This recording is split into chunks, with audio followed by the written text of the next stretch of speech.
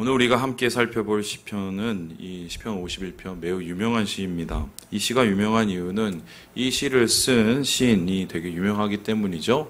여러분 잘 아시는 바로 다윗이라는 대표적인 이 시인이자 왕인 사람입니다. 그런데 이 시가 그 다윗이 쓴 시 여러 가지가 있는데 그 중에서 더욱더 확연하게 사람들의 사랑을 받고 관심을 끄는 이유가 무엇입니까? 그 배경이 다른 시보다 매우 명확하고요. 그 배경이 되는 사건이 다른 것에 비해서 매우 자극적이기 때문입니다. 시 편에는 항상 앞에 표제어라는 게 있습니다. 이 표제어는 보통 이 시가 나중에 노래로 불렸기 때문에 어떻게 이것을 노래로 부를까에 대한 일종의 악상이라고 볼 수 있는데요. 그런데 이 시에는 그 악상 플러스 이 시의 배경이 되는 사건을 하나 기억하고 있습니다. 우리 함께 살펴보도록 할까요? 이렇게 얘기하는데요. 다윗의 시, 인도자를 따라 부르는 노래, 다윗이 밧세바와 동침한 후에 선지자 나단이 그에게 왔을 때라고 얘기합니다. 여기서 동침했다는 것은 여러분 정을 통한 거고요. 이것은 올바른 정을 통한 게 아니라 바로 간음을 한 것입니다.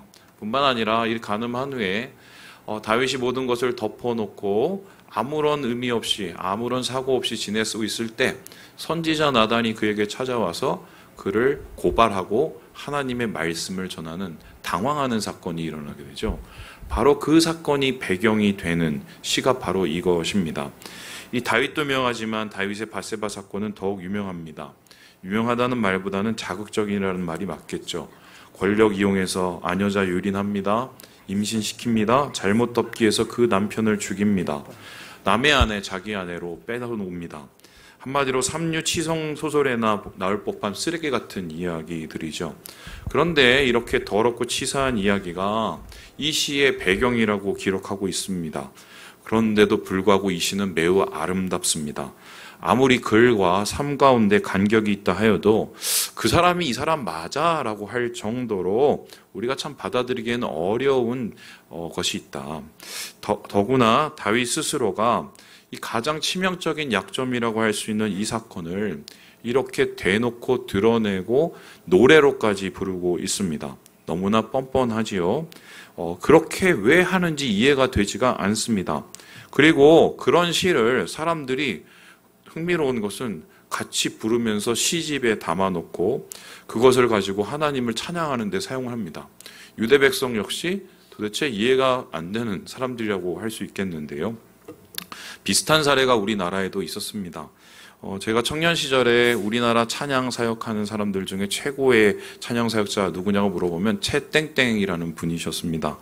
이분 말 그대로 한마디로 가스펠계의 아버지다라고 할 수 있습니다.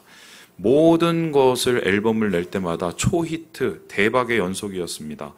가스펠 역사상 처음으로 한 앨범을 30만 장 이상 판매하기까지 하는 엄청난 성과를 낸 사람입니다. 그래서 이분이 앨범을 내고 나면 그 다음 한 달도 안 돼서 모든 교회에서 이 찬양들을 부르고요. 심지어는 아직까지 부르고 있습니다. 대표적인 찬양이 나 가진 재물 없으나 그 찬양, 그리고 예수 이름 높이세 그 찬양 다 이분이 지은 거예요. 그런데 2003년 3월 14일에 한 인터넷 카페에 충격적인 글이 올라왔습니다. 바로 이 채땡땡이라는 분의 불륜 성독착 문제에 관한 고발이었습니다. 그것이 어떤 것이었나? 사창가를 출입했다. 선교단 여성 멤버와 불륜이 났다. 심지어는 지방 공연에 가서 율랑녀와 어울려서 매독에 걸려왔다. 그리고는 출강하는 대학에서도 학생들하고 간통을 했다. 이런 도저히 믿을 수 없는 내용이 이 글에 올라왔었을 때 이 최 씨의 은혜로운 찬양을 듣던 사람들은 이것을 맨 처음에 믿지 않았어요. 그래서 이분을 음매하려는 시기에서 음매하려는 시도라고 생각을 했습니다. 그런데 이 글은 그 이후에 그치지 않고 큰 파장을 일으켰습니다. 그 이유가 뭐냐면 이 글을 쓰신 분이 바로 최 씨의 아내였기 때문이에요. 그래서 이 글을 쓰고 난 이후에 최 씨뿐 아니라 가스펠계에 엄청난 악영향이 미쳤는데요. 이후에 최 씨는 더 이상 사역을 하지 못하고 미국으로 출국을 했습니다. 치료를 받는다고 했어요. 근데 그 치료 과정 속에서도 설왕설래가 있었는데 뭐 그건 제가 각설하도록 하겠습니다. 어쨌든 이 사건이 지난 후에 최 씨가 다시 사역을 국내에서 복귀하려는 시도가 몇 번이 있었습니다. 심지어는 10년이 지난 후에도 그러한 복귀가 있었고 앨범을 내려고 했었는데요.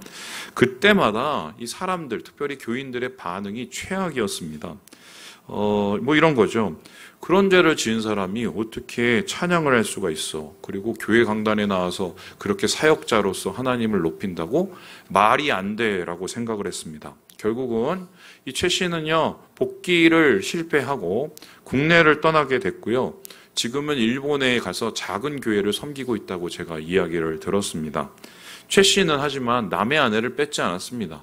남의 남편을 죽이지도 않습니다. 그리고 그는 영향력 있는 왕도 아니었습니다. 그냥 일개 가스펠 가수였어요. 그럼에도 불구하고 아직까지도 그 사건을 알고 있는 분은 최 씨에 대한 여러 가지의 편견을 잊지 못하고 있습니다. 그러니 아직도 복귀하지 못하고 있는데, 그렇게 따지면 오늘 이 시편의 표제가 되고 배경이 되는 다윗, 그 다윗의 밧세바 사건은 어떻게 생각해야 될까요? 아마 이것을 공개했었을 때 어떤 파장이 일어날지 다윗은 예상할 수 있었을 것입니다. 그것도 사람들 앞에서 노래까지 불렀으니 뭐 오죽하겠어요? 훨씬 더 큰 데미지가 있었을 것이 분명하고요. 잃을 것이 너무나 당연히 많았을 것입니다. 그래서 사실은 그냥 덮어두는 편이 훨씬 지혜로웠을지도 모릅니다. 그게 아니라면 그냥 가만히 침묵하고 있었던 것이 더 낫지 않았을까요? 하지만 다윗은 드러냅니다. 까발립니다. 어쩌면 매우 멍청하고 어리석은 선택을 하게 됩니다.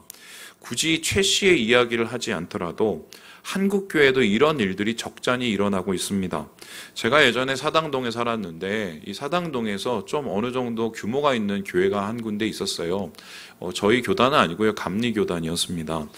그 교단의 그 교회가 어느 정도 역사도 있는 것으로 제가 알고 있는데, 제가 좀 구질구질하게 얘기를 해볼게요. 이분이 여청년하고 바람이 났습니다. 그런데 이게 처음이 아니었습니다. 다른 집사, 다른 청년도 있었습니다. 그래서 이 여청년이 굉장히 실망을 하고 배신감을 느끼고, 그 후부터는 목사와의 이 전화를 다 녹취를 했어요. 그리고 그 녹취를 가지고 목사에게 한마디로 이 내려올 것을, 이것을 시정할 것을 분명히 요구를 했는데 그렇게 하지 않았습니다. 그래서 어떻게 했는가? 이분이 방송에 그 자기가 녹취한 것을 다 공개하고 폭로하게 됩니다.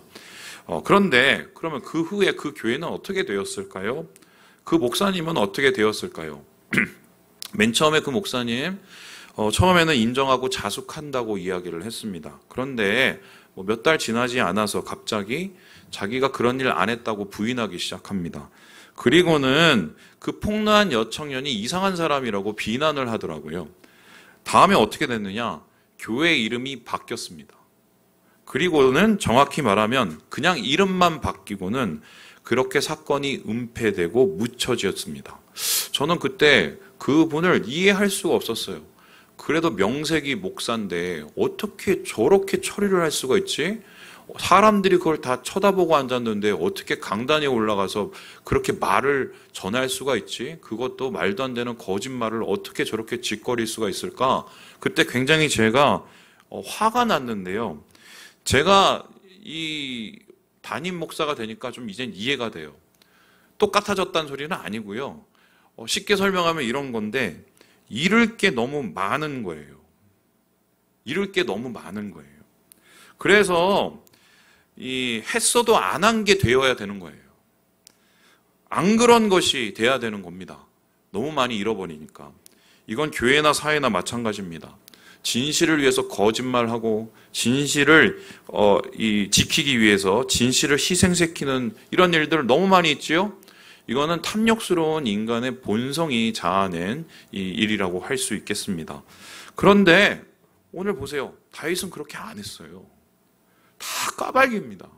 다 잃는데도 불구하고 인정합니다. 오픈합니다. 감수합니다.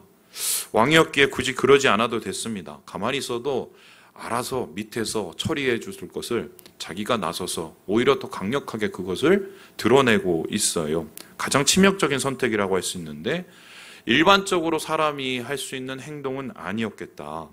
그렇다면 여기서 제가 아주 당연한 질문을 한번 해보겠습니다. 도대체 왜 그렇게까지 했을까요? 그렇게 하지 않아도 되는데 왜 다윗은 도대체 무엇을 위해서 그렇게까지 모든 것을 감수하면서 자신의 치부를 다 드러낸 것일까? 이 문제를 풀기 위해서는 저는 열쇠가 필요하다고 생각을 해요. 그 열쇠, 이건 주석에 나오진 않고요. 제가 이 말씀을 계속 묵상하다가 제 나름대로의 열쇠를 하나 찾았습니다. 바로 예수님의 말씀인데요. 예수님께서 바로 천국에 대해서 질문을 하는 제자들에게 하신 말씀입니다. 우리 함께 마태복음 13장 말씀을 같이 한번 읽어보도록 하겠습니다. 시작! 또 천국은 마치 좋은 진주를 구하는 장사와 같으니 극히 값진 진주 하나를 발견하매 가서 자기의 소유를 다 팔아 그 진주를 사느니라. 천국은 가장 좋은 것이죠. 가장 좋은 나라, 가장 좋은 최상의 그 무엇입니다. 예수님께서는 천국을 진주 장사에 비유하셨습니다. 이 장사가 보석을 여러 가지 갖고 있는데 어느 날 갑자기 가다가 엄청나게 극히 값진 정말 처음 보는 진주 하나를 발견을 한 거예요.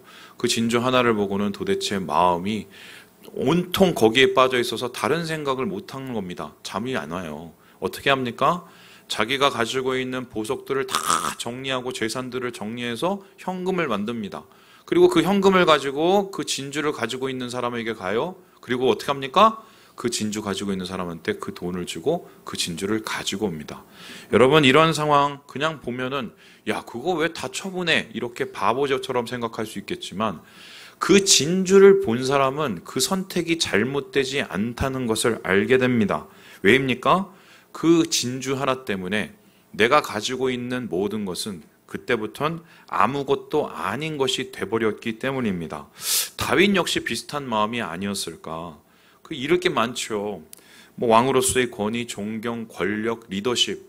그런데 그 모든 것이 지금 다윗이 발견하고자 하는 그 하나 때문에 의미가 없는 것이 돼버린 거예요. 그래서 그 모든 것을 포기해서라도 내가 이 값진 진주, 바로 다윗에게 있었던 이 보물갓도 같은 그 무엇을 찾기 위해서 다윗이 그것을 다 희생한 것이다. 그래서 저는 오늘 시편 51편을 이렇게 읽고 싶은데 이 시편은 바로 다윗의 보물지도다. 다윗이 발견한 이 보물지도, 그 보물섬에 있는 그 가장 값진 그 보물을 찾기 위한 보물지도, 바로 이것이 시편 51편이고요. 다윗은 이 보물지도 한 장으로 하나님 안에서의 그 무엇을 찾기 위해서 모든 것을 희생하고 투자하는 모습을 보게 됩니다. 자, 그러면 그가 발견한 극히 값진 보물, 그 진주는 어떤 것일까요? 오늘 말씀을 찾아보면은 우리가 읽은 본문에는 그 진주, 그가 모든 것을 포기해서라도 얻고 싶은 그 보물이 무엇인지를 알 수 있는 단서가 세 가지가 나타나요. 우리 함께 그 단서를 첫 번째 읽어보도록 하죠. 시작! 죄입니다. 아니, 죄하고 보물이 뭔 상관이 있어? 우리 함께 14절의 말씀을 같이 한번 읽어보도록 하겠습니다. 시작! 하나님이여, 나의 구원의 하나님이여, 피 흘린 죄에서 나를 건지소서. 내 혀가 주의 의를 높이 노래하리이다. 지금 자신의 죄를 하나님 앞에 고백을 하면서 피 흘린 죄에서 나를 건져달라고 이야기를 합니다. 여기서 피 흘린 죄 살인죄고요. 남의 아내 뺏은 죄입니다. 그런데 여기서 건져달라는 이유가 뭡니까?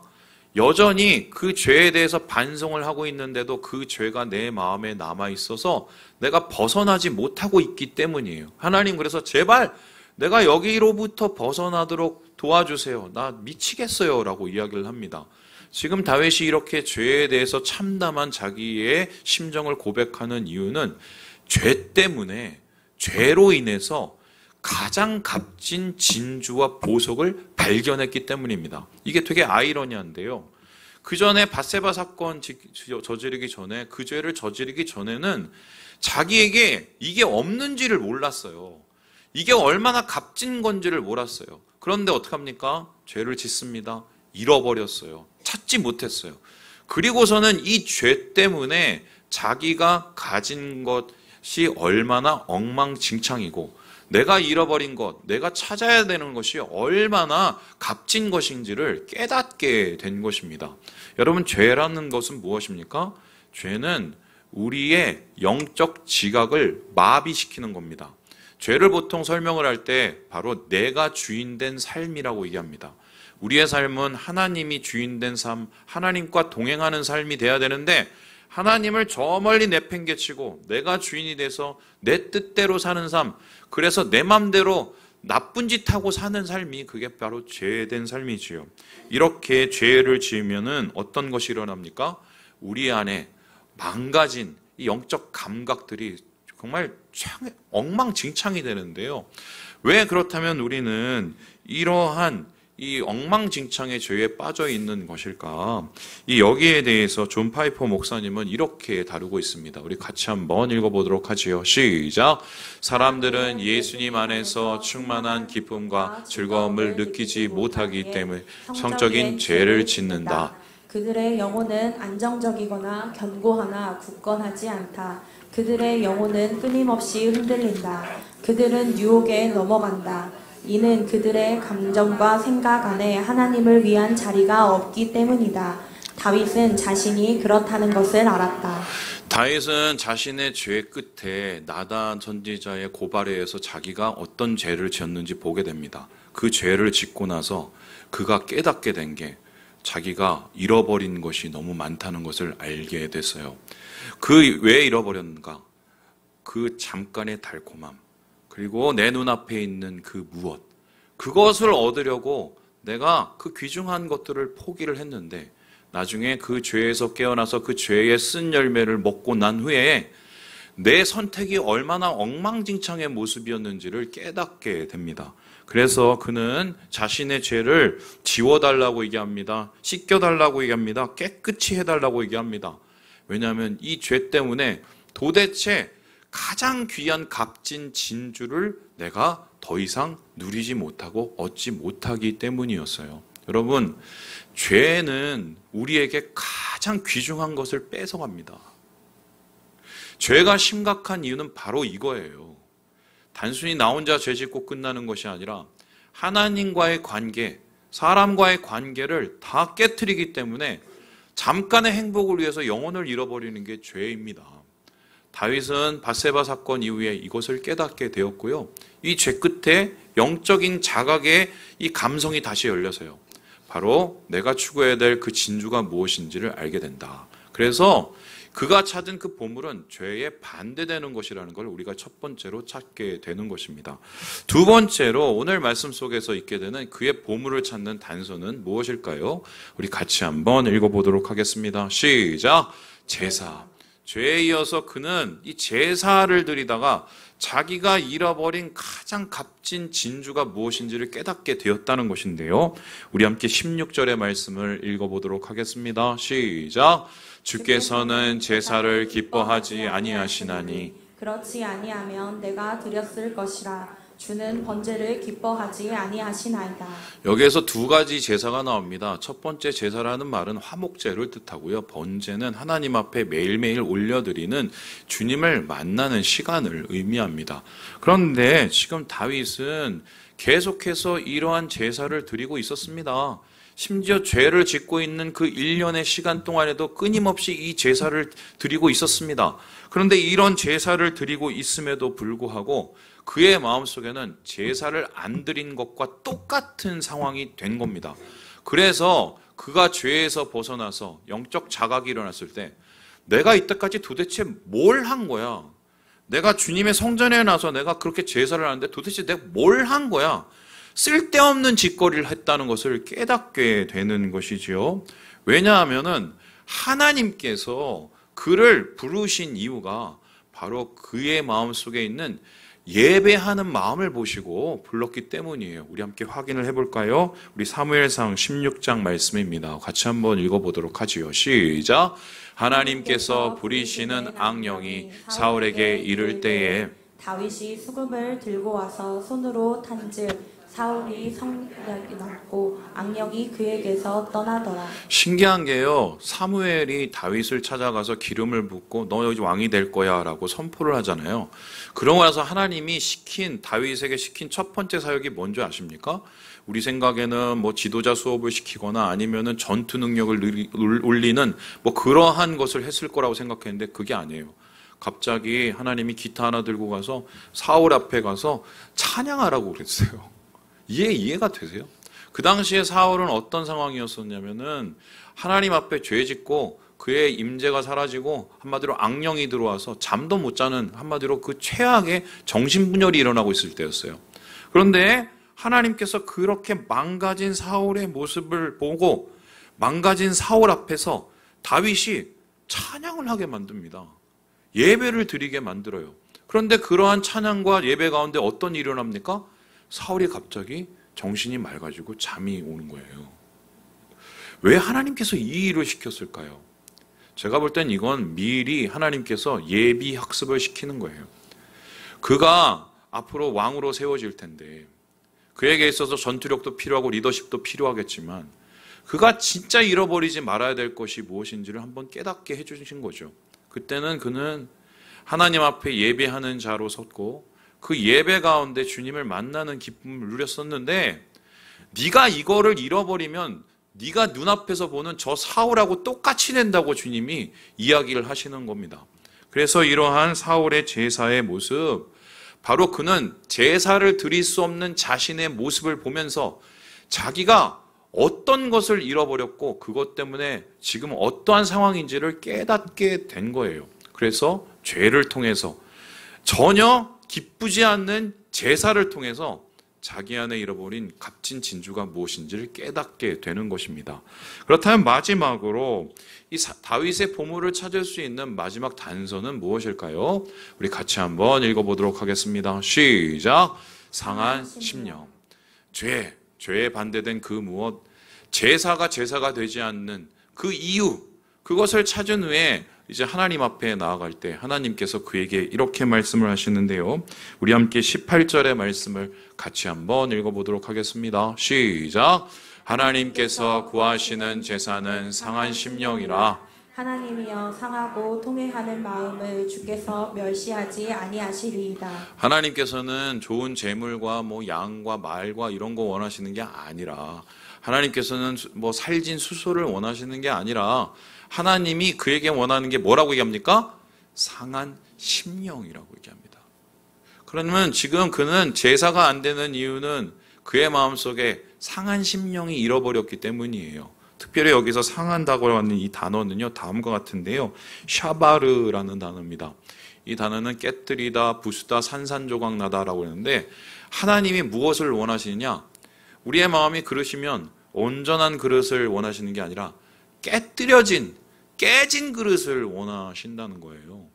왜 하나님께서는 이 상하고 부서진 마음을 다윗에게 원하셨을까?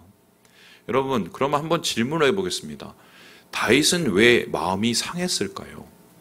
다윗은 왜 마음이 부셔졌을까요?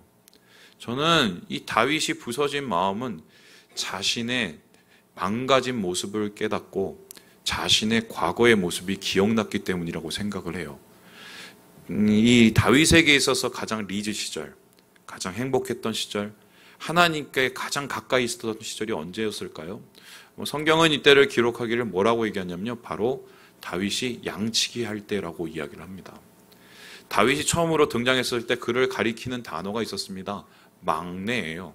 이 막내라는 단어는 어떤 말이냐면요, 하찮은 사람을 뜻할 때 사용하는, 중요치 않은 사람을 살 때 사용하는, 한마디로 어디 내놔도 있을지 모르는 그 사람을 사용하는 그런 가족을 뜻할 때 쓰는 말이에요. 그리고는 다윗에 대해서 두 번째 가르치는 말이 나오는데 그게 뭐예요? 양치기입니다. 양치기는 무엇입니까? 농장일 중에서 가장 덜 힘든 일, 잘하나 못하나 별로 티도 안 되는, 그냥 그저 그렇고 있는 아무것도 아닌 그런 평범한 사람이었어요. 그런데 그런 평범한 사람 하나님께서는 눈여겨봤습니다. 왜일까요? 그의 양치기 생활 속에서 주님이 뭔가를 발견하셨기 때문인데요. 우리 함께 시편 23편을 통해서 그 흔적을 찾아보도록 하지요. 시작! 여호와는 나의 목자시니 내게 부족함이 없으리로다. 그가 나를 푸른 풀밭에 누이시며 쉴만한 물가로 인도하시는도다. 여러분, 이거는 다윗이 목동이었을 때 쓴 그 기억을 가지고 쓴 시가 분명해요. 그런데 여기 보세요. 아유, 나는 왕이니까 내게 부족함이 없으리로다. 나는 재산이 몇 억이 되니 내게 부족함이 없으리로다. 우리 집은 순살자이가 아니라서 나는 부족함이 없으리로다. 이렇게 이야기하고 있습니까? 아니에요. 이 당시 그는 하찮은 사람, 가진 게 없는 사람, 인정받지도 못한 사람이었어요. 그런데 누구 때문에 부족함이 없다라고 얘기합니까? 여호와 하나님. 여호와 하나님. 그 하나님이 나는 아무것도 없는데, 나는 쥐뿔도 없는데 나를 풀밭에 누이십니다. 쉴만한 물가로 인도하십니다. 내가 가진 건 더럽게 없지만, 내가 사람의 인정을 받지는 못하지만 그 하나님과 함께 있어서 난 너무 행복하다. 그리고 그 하나님 앞에 내가 노래할 수 있고 찬양할 수 있고 예배할 수 있어도 너무 행복하다라고 얘기를 했어요. 여러분, 아마 이 시를 밧세바 사건 이후에 다윗이 보았다면 어떤 마음이었을까요? 참담했을 거예요. 모든 것을 가지고 있었거든요. 그런데 그는 만족이 없습니다. 부족함이 너무 많습니다. 도대체 뭘 잃어버린 거야? 뭘 잃어버린 거야? 그가 잃어버린 것은, 죄 때문에 잃어본 것은 바로 예배의 기쁨이에요. 하나님의 임재예요. 더 이상 제사를 드려도 마음이 기뻐하지 않는 그의 마음에 뭔가 문제가 생긴 겁니다. 그래서 하나님께서는 그의 마음을 일부러 깨트리셨어요. 네가 뭘 잃어버렸는지 좀 참담하고 비참하게 느끼라는 거예요. 너 과거에 있었던 그 만족함이 무엇인지를 좀 깨달으라는 겁니다. 그리고 그것을 다시 되찾으라고 주님께서 지금 다윗에게 강권하고 계시는 거죠. 제가 오늘 설교 준비하기까지 상당히 힘들었습니다. 왜냐하면은 이게 설교에 무슨 말을 해야 될지는 알겠어요. 하나님이 왜 이 설교를 하게 하는지 말씀을 전하기는 알겠는데 이걸 어떻게 설교를 할지를, 제가 오늘 새벽까지 일어났다가 앉았다가 찬양하다가 갑자기 기도하다가 이게 안 풀려갖고 제가 머리를 마지막까지 뜯다가 왔어요. 그래서 오늘 여러분 앞에 이거를 어떻게 전할까 하는데, 지난주에 있었던 제 얘기를 하고 한번 전하고 마무리를 해보려고 해요. 지난주에 저희가 이제 어웨이크 예배를 이제 드리고 있었습니다. 설교가 이제 조금 다르긴 하지만 일부와 같은 내용의 설교를 이렇게 했어요. 이제 그리고 나서는 청년들과 함께 이제 일어나서 마지막 이제 찬양을 했는데, 지난주 찬양 여러분과 함께 부른 새롭게 하소서라는 그 찬양을 했습니다. 제가 아마 이렇게 그걸 편집을 해서 영상을 이렇게 올려놨는데요. 갑자기 첫 소절을 부르고 찬양을 하는데 이게 이렇게 마음이 막 무너져 내리는 게 막 느껴지는 거예요. 그래서 이게 도대체 뭘까? 그런데 이게 저만 느끼는 게 아니라 뭔가 같이 찬양했던 분들 안에 뭔가 모르는 그런 공감 같은 게 있었어요. 그래서 그 찬양을 부르고 또 부르고 멈췄다가 다시 부르는데, 제가 이런 말씀 드리면 정말 죄송한데, 우리 교회 와서 처음으로 제가 예배 드리면서 너무 가장 기뻤던 순간이에요. 뭐 별다르지 않았어요. 그냥 예배 마치고 그냥 마지막 찬양 부르는데, 갑자기 그 찬양을 부르는데 이 마음에 감동이 오면서 이게 막 걷잡을 수 없는 뭔가가 막 오는 거예요. 그래서 막 나중에는 막 눈물이 나서 그걸 이제 억지로 참고 예배를 마무리하고 집에 왔어요. 그러면서 이제 돌이켜봤습니다. 내가 왜 이럴까? 내가 진짜 이게 무슨 나이가 이제 50이 먹고 이상해져 갖고 이제 감정이 무너졌나? 뭐 제가 이상한 생각을 하고 그랬는데, 한 주 동안 계속 하나님 앞에 기도를 했어요. 하나님, 이게 왜 이런 거예요? 왜 이런 거예요? 그때 하나님께서 제 마음속에 감동을 하시는 것이 뭐냐면, 네가 그걸 잃어버려서 그래 라고 하더라고요. 제가 대학교 1학년 때 처음으로 기타를 들고 찬양 인도를 했거든요. 외대 캠퍼스에서. 그 캠퍼스에서 찬양 인도를 했었을 때 우리 옆에 동아리 방이 지하에 있었는데 동아리 방이 뭐냐면 이 새 물결이라는 한마디로 운동권 그 노래 패들이었어요. 맨날 술 처먹고 옆에서 막 꽹깨 지르고 노래를 하고 그러는데 그 시끄러운 데를 우리 그 선교회 분들이 같이 모여갖고 기도하고 그랬어요. 그런데 신기한 게요. 그때는요 목사님도 없었어요. 전도사님도 없었어요. 간사님도 일주일에 한 번 정도 오는데 어느 한 달은 계속 저녁에 모여서 찬양을 했는데 찬양을 2시간씩 했어요. 그렇게 하라고 그러는 사람이 없어요. 근데 한 번 와서 찬양을 하면 안 떠나요. 아직도 지금 그 동아리 우리 선교회 그 얘기를 하거든요. 왜 우리가 그랬는지 몰라. 근데 못 떠나겠어요. 막 찬양을 하는데 그때 제 마음은 단 한 가지예요. 너무 기쁘다. 하나님 앞에 예배하는 게 너무 기쁘다. 하나님 여기 계시니까 너무 좋다. 하나님 앞에 예배하고 이 기쁘니까 너무 행복하다. 그냥 여러분 뭐 말이 없었어요. 그게 그냥 결론이었어요. 그렇게 하나님을 청년에 찾고 그래서 제가 예배자가 되고 예배 인도자가 되고 목사가 됐거든요. 그런데 그때보다 지금 예배를 훨씬 많이 드립니다. 말씀 훨씬 많이 합니다. 그리고 찬양도 훨씬 많이 합니다. 그 기쁨이 없어요. 그 기쁨이. 저는 여러분에게 질문을 드리고 싶어요. 우리가 왜 예배 드려요? 예배 안 드리면 지옥 갈까 봐? 좋으니까 예배 드리는 거예요. 왜 예배를 안 드립니까? 별거 없으니까 예배를 안 드리는 겁니다. 잃어버린 거예요. 예배의 기쁨을. 그래서 때우다 갑니다. 하나님이 보시기에 이건 진짜 심각하고 비참한 거예요. 오늘 다윗을 몰아붙여서라도 자기의 비참함을 보게 하면서 너 안 그랬잖아. 너 나 때문에 부족함이 없다며. 나 찬양하는 게 세상에서 제일 좋다며. 너 그랬잖아. 침언하고 계시는 거예요. 그 귀한 걸 잃어버렸으니까. 여러분, 하나님께서 이번 주에 저한테 계속 얘기하시는 게 그거 찾으래요. 예배의 기쁨, 하나님의 임재에 대한 갈망, 주님을 만나는 그 즐거움, 그거 없으면 아무것도 아니래요. 다윗은 그거 하나 때문에 다 포기했습니다. 왕의 권위도 이름도 자기가 가지고 있는 존경의 모든 것도 다 포기했어요. 그게 제일 중요하니까. 그거 하나면 사니까. 우리 사랑하는 소원삼일교회 성도 여러분, 우리 부족하고 연약한 사람들입니다. 하지만 우리의 예배의 기쁨이 우리 안에 있다면 주님께서는 우리를 가장 아름다운 자로 세우실 줄 저는 믿어요. 주님 안에서 이 값진 진주보다 더 귀한 보물을 우리 한번 다시 찾았으면 좋겠어요. 행복하셔야죠. 여기 나오셨는데. 예배 드리니까 기뻐야죠. 그 기쁨을 회복하시고 하늘의 은혜를 누리시는 우리 사랑하는 형제 자매들 되시길 주님의 이름으로 축원합니다. 기도하겠습니다.